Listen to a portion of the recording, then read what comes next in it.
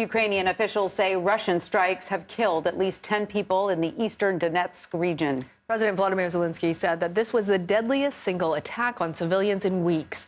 Ukrainian leaders say this is all part of Moscow's scaled-back attempt to secure the land it had tried to annex. Russian President Vladimir Putin also vowed to continue attacking Ukraine's energy infrastructure, saying he is preparing for a long, protracted conflict. Joining us now from Kyiv is CBS News foreign correspondent Imtiaz Tyab. Imtiaz, good to see you. So in public comments this week, President Putin defended Russia's attacks on Ukraine's energy infrastructure, saying it was retaliation for Ukrainian attacks. So is Putin positioning himself to carry out even more devastating attacks?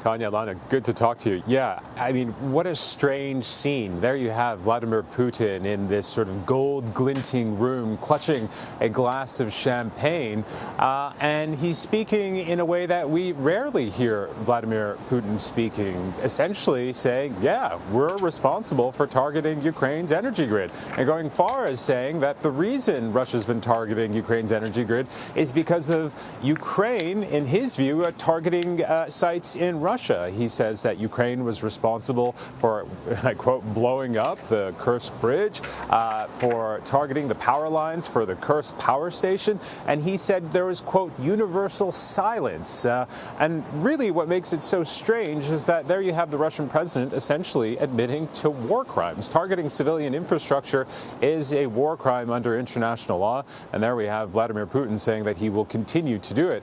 And that is something that Ukraine has said time and again that they are bracing for. Imtiaz, I want to talk to you about Zaporizhia, but even before that, let's discuss that image of Putin. As you said, it seemed jarring to see him surrounded by gold and that lavishness, holding sort of casually that champagne.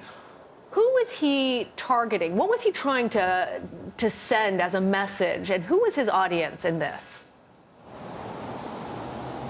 Well, not us, that's for sure. Certainly not the U.S., not the world. Vladimir Putin only has one audience, and that is Vladimir Putin. The reality that he creates is the reality that his country has to accept, whether they like it or not. That is how the Kremlin operates. That is how the country that Vladimir Putin essentially rules over operates. Yeah. And it is a strange thing for him to see. You know, we remember up until the start of the war, Vladimir Putin would meet with people at a table, sort of, you know, really long table, as long as, you know, a state banquet room. And yet now you have him in a room meeting with people, drinking champagne and saying that he's going to continue attacking Ukraine. So, yeah, some strange things coming out of Moscow, that's for sure. And real quick, Imtiaz, because I already mentioned it, what's the update, the latest on Zaporizhia? Are there Russian rocket launchers now installed there?